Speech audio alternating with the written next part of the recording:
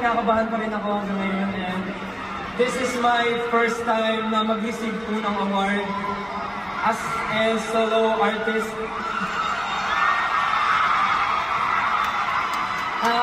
Hanggang ngayon po, to be honest, hindi pa rin ako makapaniwala na nakakapag-release pa ako ng song. But with this, isa po itong patunay na marami po talaga nagtitiwala sa akin. Kaya maraming salamat po.